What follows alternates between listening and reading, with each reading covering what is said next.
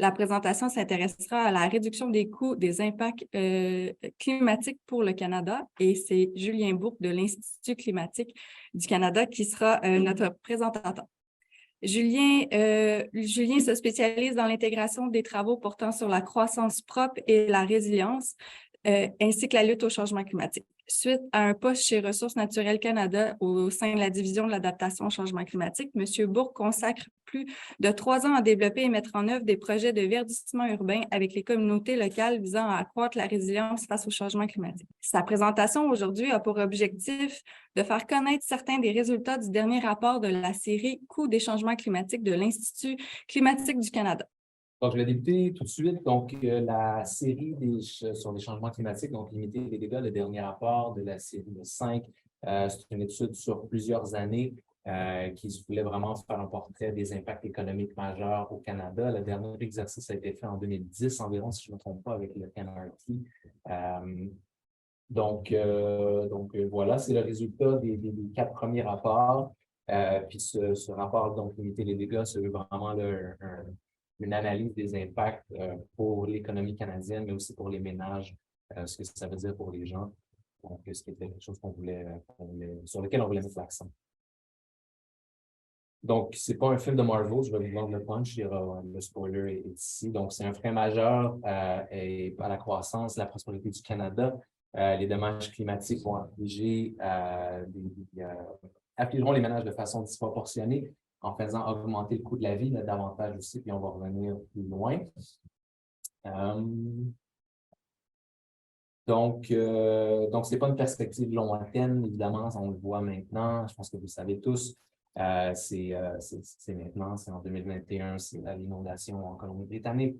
C'est des petits événements aussi, des crises de verglas qui sont moins prévisibles, mais qui sont aussi dommageables, comme ce qu'on a vu la semaine dernière.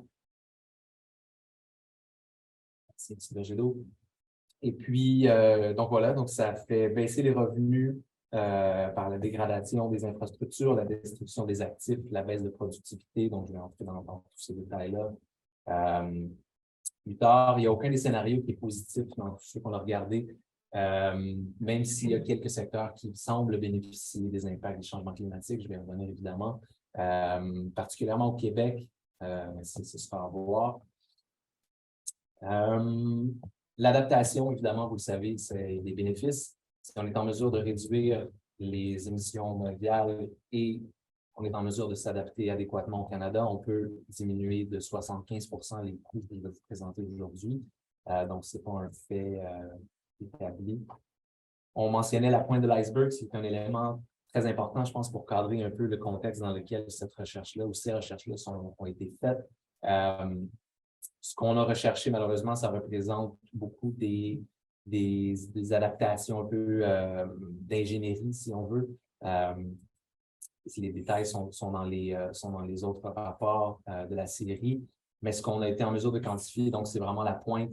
Il y a tous les éléments qui sont soupçonnés, mais qui ne sont pas tout à fait compris ou qu'on n'est pas en mesure de quantifier. Donc, on peut voir dans l'eau et puis évidemment tout ce qui se trouve sous l'iceberg, qui sont des risques majeurs, qui sont complexes, ou certains qu'on n'a peut-être même pas idée. Donc, notre approche, c'est fondé sur l'ensemble des programmes, comme je mentionnais. Donc, au début des recherches, il y a maintenant 3 ans, on a identifié des facettes ou des groupes d'impact qui nous semblaient les plus importants pour le Canada, mais aussi pour lesquels on était en mesure d'avoir les données, les outils, puis les modèles pour limiter les incertitudes dans nos projections jusqu'à 2100. Donc, on voit ici un peu les différentes facettes, soit en santé, infrastructure, catastrophes, différents secteurs.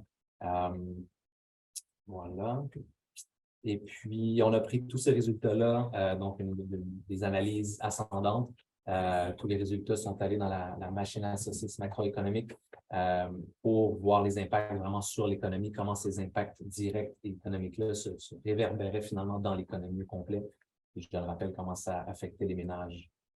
Donc, au niveau des scénarios, donc voici les différentes facettes. Donc, comme je mentionnais, les infrastructures. On a fait un rapport spécifique aussi aux infrastructures nordiques sur la santé, où on a regardé les vagues de chaleur, la maladie de Lyme, et puis la pollution de l'air par le smog. On a ajouté à ça ensuite d'autres analyses sur l'agriculture, le tourisme et la foresterie qui sont venus un peu complémenter là, ces analyses qu'on avait faites par le passé. On a parlé de 84 scénarios. Donc, effectivement, on a travaillé avec Navius Research, avec leur modèle d'équilibre général calculable GTEC, qui sont, ma foi, assez réputés, travaillent avec beaucoup d'entreprises au Canada. Les scénarios qu'on a regardés, c'est RCP 4.5 qui représente une augmentation de la température mondiale d'environ 2 degrés et RCP 8.5 qui va jusqu'à 4 degrés mondialement. Évidemment, on est dans la gestion de risque, si on veut. Donc, on est allé avec RCP 8.5 pour voir un peu le pire qui nous attendait si rien n'était fait. Évidemment, avec les politiques qui sont annoncées et puis ce qu'on voit au niveau des systèmes, des investisseurs, finalement, la croissance de l'éolien, du solaire, la baisse des prix, on l'espère probablement pas vers ça. Un scénario comme ça qu'on s'en va, mais on trouve important, évidemment, de le modéliser pour gérer le risque. À ça, on a ajouté 7 ensembles de modèles climatiques mondiaux pour représenter un peu les différents extrêmes qui seraient pertinents pour le Canada. 3 hypothèques de croissance, comme c'était mentionné, puis des scénarios avec et sans adaptation. Ceux avec adaptation, ça touche quelques-unes des facettes qu'on a regardées. Donc, ce n'est pas toutes les facettes qui ont un scénario d'adaptation. On va revenir, je pourrais en parler davantage. Et tout ça est comparé un scénario de climat stable qu'on appelle le scénario de référence, donc qui est d'une économie, un climat de 2015. Donc, ce qui est le fun avec les modèles, c'est qu'on peut faire ce qu'on veut. On a arrêté les changements climatiques à 2015.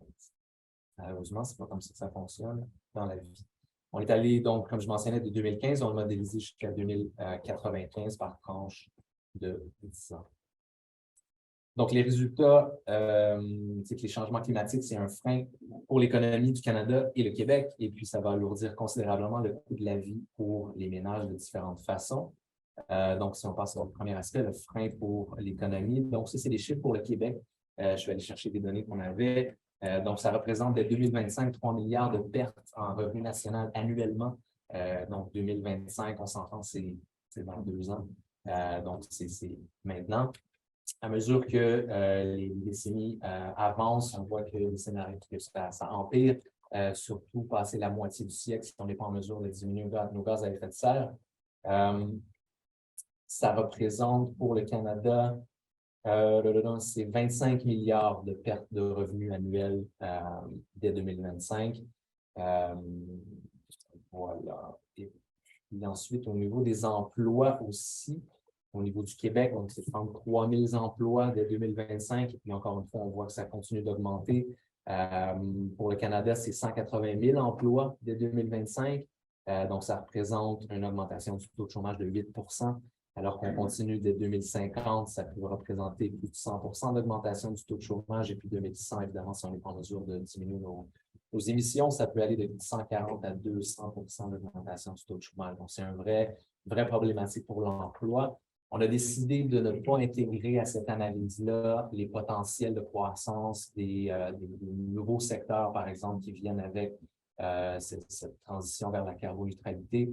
On a vraiment voulu cibler ce que les changements climatiques représentaient comme perte de PIB, comme perte d'emploi, puis isoler vraiment ce facteur-là. Donc, les deux ont été mis ensemble, mais c'est un choix qui était bien volontaire. Donc, on voit un peu mieux ici là, ce que ça peut représenter.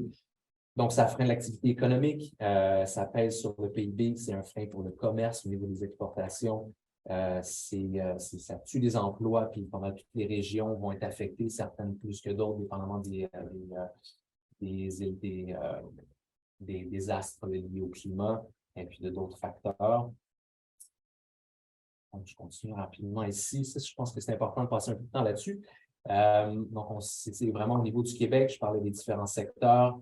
Ça nous amène dans cette idée des vitres cassées, dont je vais parler davantage.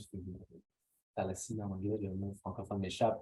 Ce qu'on voit donc, c'est à gauche, donc le scénario d'émission qu'on appelle modéré, RCP 4.5, et puis à droite, celui qui est élevé, RCP 8.5. Puis on a les différentes bandes les plus larges qui représentent la fin du siècle, les plus minces, le milieu du siècle. Donc, je pense qu'il est important de noter, puis ce qui vous a certainement sauté aux yeux, c'est le fait que le Québec semble bien s'en tirer. Oups, je pensais que c'était juste ça. Donc, le Québec semble bien s'en tirer au net, mais il faut prendre en considération, évidemment, la construction qui, ma foi, voit un essor incroyable à mesure qu'il faut réparer tout ce qui est brisé par les différents impacts. Bon, c'est les constructeurs qui vont être contents, mais on s'entend que cette idée des vitres cassées, c'est des dépenses qui sont forcées, donc c'est des dépenses qui ne vont pas ailleurs où on pourrait créer de la richesse pour l'ensemble de la société. Il y a aussi, au niveau des ressources, ça inclut pour le Québec et autres, les ressources hydroélectriques. Notre analyse au niveau des infrastructures, on a regardé les impacts sur les infrastructures énergétiques. On a décidé de laisser de côté cette analyse-là qui est revenue dans limiter les dégâts parce qu'on n'a pas été en mesure on n'était pas satisfait pas des résultats qu'on avait, mais de la manière dont on a procédé. On a voulu aller modéliser différentes installations hydroélectriques à travers le Québec, mais par manque de données, on a été obligé d'en faire une qui représentait l'ensemble, donc une espèce d'infrastructure, le nom m'échappe. Un espèce de barrage hypothétique, si on veut, donc qui masquait beaucoup trop de choses au niveau saisonnier, par exemple, et pluriannuel. Donc, il y a des éléments ici là, qui amènent un peu d'incertitude. Puis je rappelle aussi, évidemment, que ça, c'est la pointe de l'iceberg. Donc, même si on semble bien s'en tirer au Québec, ce qui n'est pas le cas dans d'autres provinces, je viens de mentionner, ça masque beaucoup de choses que je viens d'illustrer maintenant. Je pense que surtout au niveau de la construction, c'est ce qui est le plus parlant. Donc, ces fameuses vitres cassées, les effets des changements climatiques sur l'abordabilité. Donc, cette belle figure qui a été faite par la firme Chez Voilà, je tiens à le mentionner, représente bien, je pense, que l'impact vraiment sur les ménages qui vient de différents fronts. Donc, on observe chez les entreprises une baisse de productivité, une baisse des exportations, donc moins de revenus, moins de salaires, des pertes d'emplois. Donc, d'une part, les familles ont moins d'argent dans leur portefeuille.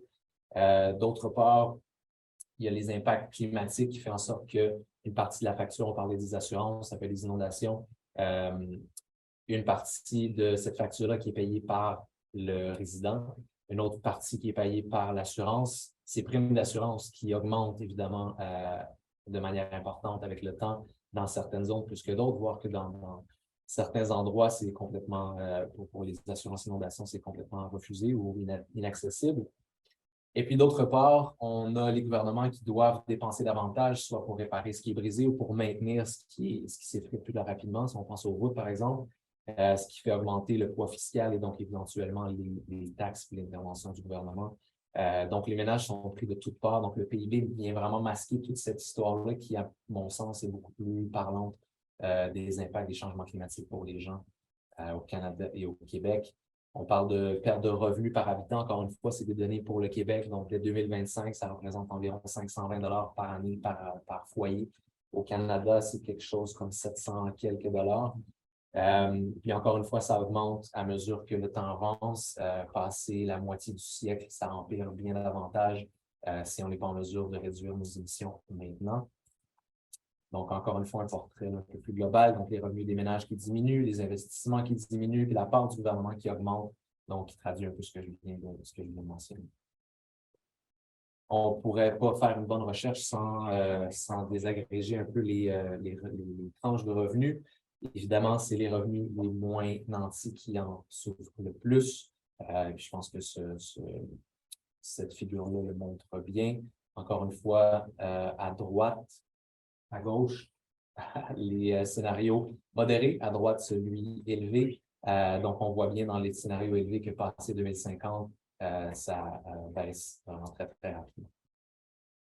Maintenant, l'adaptation, la partie la plus tant attendue. Donc, ce qu'on a observé, encore une fois, de ce qu'on a étudié dans les rapports précédents, soit en santé, en infrastructure, et puis au niveau des intempéries climatiques, si on est en mesure de soit s'adapter au Canada ou de mondialement diminuer nos gaz à effet de serre, on peut éviter à peu près 50% de ces coûts-là. Si on est en mesure de faire les deux, comme je mentionnais en début de présentation, ça représente 75% de réduction des coûts sur le 3/4. La manière dont ça se décline, bon. La manière dont ça se décline, c'est que chaque dollar investi en adaptation peut en ramener 15 jusqu'à 15 dollars de dommages évités. Il y a 5 de ces dollars-là qui sont des dommages directs, par exemple, si on est en mesure d'adapter simplement la manière dont on construit nos routes pour être en mesure de supporter une chaleur un peu plus élevée dans les bitumes. On réduit le coût de maintenance à travers le temps. Et puis ça se traduit aussi par donc moins de réparation, moins de ralentissement des marchandises et des personnes qui transitent sur ces routes-là. Donc, cette idée de réverbération des coûts dans l'économie se traduit aussi au niveau de l'adaptation. Donc, c'est vrai pour d'autres secteurs qu'on a regardé aussi. Donc, les principaux constats et recommandations, je peux passer rapidement. Les changements climatiques, évidemment, comme j'ai montré, c'est des risques macroéconomiques qui sont importants au niveau du revenu national, au niveau de l'activité économique. Mais pas seulement ça, ces changements climatiques menacent l'abordabilité, qui est un sujet très en vogue, ma foi, aujourd'hui. C'est un impact pour les ménages, particulièrement les populations qui sont plus vulnérables. L'économie est fort vulnérable au climat, un risque majeur pour les entreprises et les investisseurs, comme je mentionnais. Et puis, ça bouleverse évidemment les dépenses gouvernementales, alors qu'on commence à considérer les impacts des changements climatiques dans les prévisions fiscales. Je pense que le dernier rapport du PBO, du Parliamentary Budget Office, excusez-moi en anglais, mais qui faisait fi complètement de ces impacts climatiques-là, alors qu'il parlait de la taxe ou de la tarification sur le carbone. Donc, je pense que ces éléments-là sont très importants à considérer. Au niveau des recommandations, donc, intégrer les répercussions climatiques et les politiques d'adaptation dans les orientations économiques. Donc, je parlais de prévision fiscale, ça en fait partie. Il faut absolument que l'adaptation soit dans toutes les décisions qu'on prend, dans tous les ministères qu'on prend, que ce soit en santé ou en infrastructure, pas seulement en environnement. Prendre des mesures d'adaptation qui sont proportionnelles aux risques. Donc, évidemment, on parle d'investissement. On va avoir besoin d'argent pour faire ces investissements-là. Il y a un coût. Mais comme je viens de montrer, évidemment, on vient sauver énormément en bout de ligne. Il faut redoubler d'efforts pour réduire radicalement les émissions au Canada et à l'international. Cette histoire que les émissions au Québec et au Canada, c'est une goutte d'eau je pense que ça ne tient pas la route. On le voit sur les investissements que les États-Unis sont en train de faire. On voit le pacte que l'Europe est en train de mettre sur pied aussi. Donc, il y a énormément de choses qui se font. Les investissements que la Chine sont en train de faire. Donc, tout le monde est en train de faire son petit bout de chemin. C'est pas parfait, mais ça représente quand même un effort mondial vers la diminution des gaz à effet de serre. Le Canada doit faire sa part, le Québec aussi. Pour encourager, voire imposer les prises en compte des risques climatiques dans les décisions du secteur privé. On pense à la divulgation des risques physiques, par exemple, au niveau des inondations, au niveau des investissements qui sont faits dans les portefeuilles qui sont forts en gaz et en pétrole. Il y a beaucoup de ces infrastructures-là qui sont surévaluées économiquement, qui ne considèrent pas d'une part les risques physiques, mais aussi les risques de transition, alors que, comme on voit avec l'Inflation Reduction Act, il y a des sommes astronomiques qui sont investies dans les énergies renouvelables aux États-Unis qui vont faire en sorte qu'ils soient en compétition directe avec le secteur du gaz et du pétrole. Donc, ça, c'est des fonds de pension qui sont investis là-dedans, c'est des fonds scolaires, c'est des fonds d'immobilier, par exemple. Donc, tout ça peut être à risque et ces risques-là ne sont pas considérés dans les décisions d'investissement aujourd'hui. Donc, c'est très important cet aspect-là. Et puis, investir pour comprendre les risques économiques qui ne sont pas encore modélisés et s'y préparer. Donc, encore une fois, cette idée de l'iceberg, on en connaît beaucoup, on en connaît assez pour agir, mais il y en a encore beaucoup qu'on ne connaît pas. Je pense aux risques, par exemple, dans les chaînes d'approvisionnement, qui est encore assez complexe, comment ça se décline. On voit qu'ils se regardent, j'imagine qu'il y a des recherches qui sont faites chez Uranus. Donc voilà, c'est important d'investir dans ces choses-là pour mieux les comprendre, mieux se préparer. C'est ce qui met fin à ma présentation. Donc, j'imagine qu'on passe aux questions. Oui, salut. C'était vraiment intéressant. Merci. J'étais curieux de savoir comment tu calcules le coût des changements climatiques, le coût des impacts des changements climatiques. C'est quand même compris, mettons, est-ce qu'il y a un pourcentage c'est peut-être de mentionner le verglas et les inondations. Est-ce que, aussitôt que c'est une catastrophe naturelle, ça compte comme un impact des changements climatiques? Il y a plusieurs éléments, évidemment. C'est 4 rapports. Je vous inviterai à aller sur notre site web pour voir une page vraiment pour ça. Mais je peux donner différents exemples. Au niveau des inondations, par exemple, on a regardé au niveau côtier, au niveau à l'intérieur des terres. C'est effectivement une courbe de dommages. On a travaillé avec une firme qui s'appelle Industrial Economics, si je ne me trompe pas, qui ont développé un modèle où ils sont en mesure d'isoler vraiment les coûts liés au changement climatique. Donc, par rapport à ça, c'était vraiment une courbe où, quand l'eau monte, ça arrive dépendamment du niveau de l'eau, c'était au sous-sol, par exemple, il y a toute une modélisation qui est faite par rapport au coût. Dès que tu arrives au premier étage, les coûts augmentent beaucoup. On a utilisé les données de JBA, qui vend un peu de l'information aux entreprises. Je pense qu'on connaît bien au niveau de l'assurance. Évidemment pas accessible au commun des mortels, ce qui est aussi une problématique qu'on pourrait parler, mais c'est ce genre de données-là qu'on a utilisé pour voir les différents niveaux d'eau, les différentes projections. Au niveau des routes, on a regardé surtout l'augmentation de la chaleur et puis des changements au niveau des précipitations. Donc, c'est vraiment, on n'est pas dans les éléments extrêmes, on n'est pas dans les inondations. C'est vraiment l'espèce de ces changements un peu plus insidieux à la maintenance. Donc, qu'est-ce que ça représente, ces éléments-là, dans la maintenance courante là, des infrastructures routières? Au niveau de la santé, on a pris des modèles comme ACBAT, c'est l'acronyme, le nom échappe complètement, qui a été développé par Santé Canada, si je ne me trompe pas, au niveau des températures, des vagues de chaleur qui seraient liées, ou des différentes maladies, en fait, cardiovasculaires, par exemple, qui seraient liées à l'augmentation des chaleurs, qui sont liées à l'augmentation des chaleurs. Même chose pour les maladies respiratoires. Au niveau du nord, on a utilisé d'autres modèles assez inédits par rapport à la fonte du pergélisol, puisque ça voulait dire pour les bâtiments, les aéroports, les routes. Donc, plusieurs façons de le faire. Puis, encore une fois, je ne pourrais pas m'étaler, d'une part parce que je me souviens plus complètement de ces 4 rapports. Mais c'est ça, je vous invite à aller voir notre site web. Puis, on a tous les rapports techniques là, qui vont vraiment plus profondément dans la manière dont on a fait.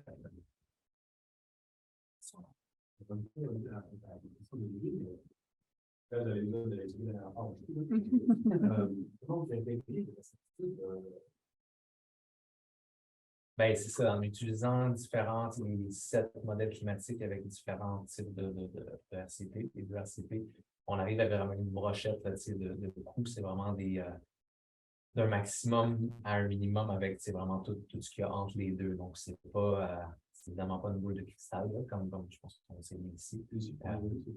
Une médiane. Oui, exactement. C'est ça. On a utilisé la médiane, le max puis le minimum. Le premier horizon futur, c'était 2025. Ouais. Qui est pas mal maintenant. Fait que, je ne sais pas s'il y a eu des travaux déjà de validation pour voir si vos chiffres semblent se refléter un peu avec ce qu'on commence à voir. Je pense que ce qu'on a vu avec 2021, c'est qu'on était bien en deçà, malheureusement, de ce qui est la réalité. On n'a pas fait les travaux, c'est une bonne question, on n'a pas fait les travaux spécifiques à valider, mais plus c'est un peu ponctuellement avec ce qu'on voyait qui arrivait en live, si on veut. On revenait à nos chiffres, on a vu. Okay. Malheureusement, on aurait été content de ne pas se tromper dans ce cas-là. Quand tu ne veux pas avoir raison si tu fais des travaux comme ça. C'est une bonne question. On pourra peut-être faire l'exercice dans le prochain. Mais on n'avait pas en ligne présentement. Super. Super. En même temps que vous avez regardé un peu quelles sont les catégories de population qui sont les plus impactées. Est-ce que vous avez regardé quelles sont les catégories d'entreprises, par exemple, il y a certaines peut-être que vous avez fait une distinction entre les grosses entreprises et les PME? Non, on n'a pas fait l'exercice, on a regardé surtout les secteurs. Ouais, ça s'est pas mal arrêté là. Mais malheureusement, pas les agréger dans la grosseur de l'entreprise. J'imagine qu'une plus grosse entreprise a davantage de fonds pour se relever d'une catastrophe, par exemple. Ce qu'on a regardé, ouais, au niveau des rails, par exemple, des systèmes de chemin de fer, c'est au niveau privé, donc le CNCP, par exemple. Mais autrement, on n'a pas fait l'exercice.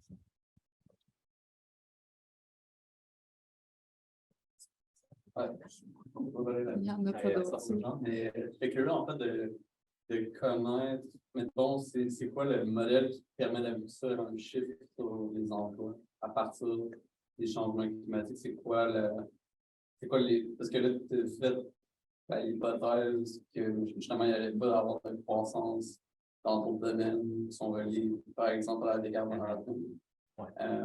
C'est quoi, d'où ça vient? Je sais pas comment c'est calculé. C'est surtout au niveau du rapport sur la santé. Donc, c'est des pertes de productivité. C'est vraiment des heures travaillées qui sont traduites par le nombre d'emplois.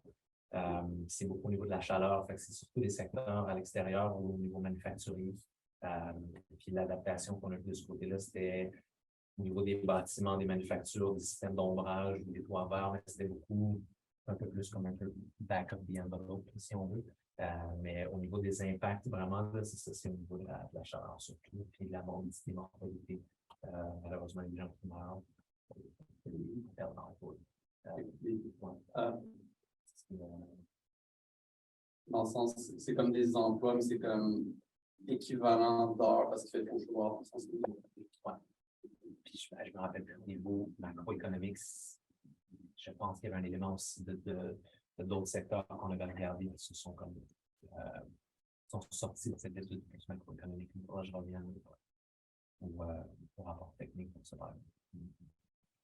Dans la même lignée, est-ce que ces résultats-là ont été contrastés avec les opportunités qu'offre au niveau de la création d'emplois ou d'exportation? Je sais que c'est moins vendeur du point de vue communicationnel, là, mais est-ce que c'est contrasté avec les...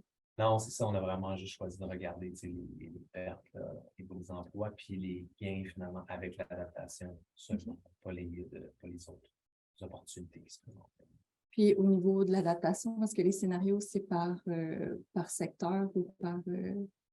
Est-ce que c'était vu dans des scénarios qui sont plus englobants ou c'est vraiment par secteur, que ce soit au niveau de l'emploi ou de la santé, que l'adaptation a été...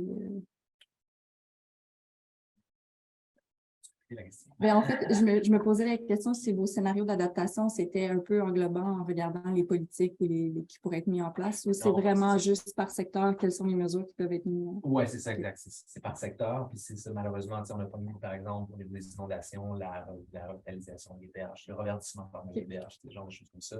On est vraiment au niveau ingénierie.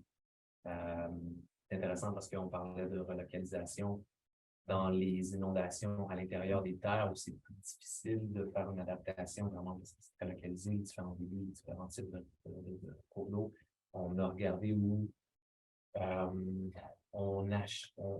le gouvernement achetait des propriétés, le 1% des propriétés du 10% qui était le plus à risque d'inondation. Donc, je pense qu'il revient peut-être à ce que vous aviez regardé. Puis on se rendait compte qu'on avait des gains à ce moment-là, même si ça coûtait très, très cher, mais de continuellement réparer puis de toujours redonner au gouvernement, indemniser les gens. Mais ça, assez rapidement, ça devient un peu trop. Si on sort de ce 1%-là, en souvenir, ça devenait moins. Mais donc, pour répondre à la question plus directement, on a regardé plus au niveau du secteur. Est-ce qu'il y avait d'autres questions? Sur les chaînes d'approvisionnement, nous avons mentionné est-ce qu'il y aurait des apprentissages de la nécessité en est-ce que vous pourriez imaginer la forme des choses? Ben, je pense que oui, parce que je me rappelle que le rapport est sorti peu après la COVID, celui de la santé à peu près en l'an ou juste après la COVID. À différents niveaux, la COVID a montré beaucoup de choses, mais bon, je me concentrer un peu plus sur la question des chaînes d'approvisionnement. Ça, c'est pas sorti de nos études, c'est peut-être plus de ma tête, mais je pense que pas localiser, mais de rendre plus domestique, si on veut, les chaînes d'approvisionnement, ça peut aider. Je crois qu'on n'a pas regardé les impacts internationaux non plus. C'est difficile à dire. C'est dur à dire. De ce qui sort de la recherche qu'on a fait vraiment, c'était plus au niveau des ralentissements parce qu'il y avait plus de réparation, donc c'est pas nécessairement en lien avec la COVID, ce qui est arrivé au niveau de nos approvisionnements. Je pense que c'est surtout ça le nœud de la raison pour laquelle les chaînes sont ralenties. Donc, par rapport à cette recherche-là, je suis tenté de dire plus non au niveau des chaînes d'approvisionnement. Questions? Il n'y a pas de questions non plus en ligne. Donc, on peut officiellement te remercier pour la présentation. C'est en fait ce qui conclut le webinaire d'aujourd'hui. Au nom d'Ouranos, je tiens aussi à encore remercier tous les participants pour votre présence et encore une fois, soyez des nôtres pour notre prochain webinaire le 19 avril. Pour l'occasion, nous recevrons Richard Arsenault et Annie Poulain qui présenteront 2 projets liés à Évocru. Merci et bonne journée.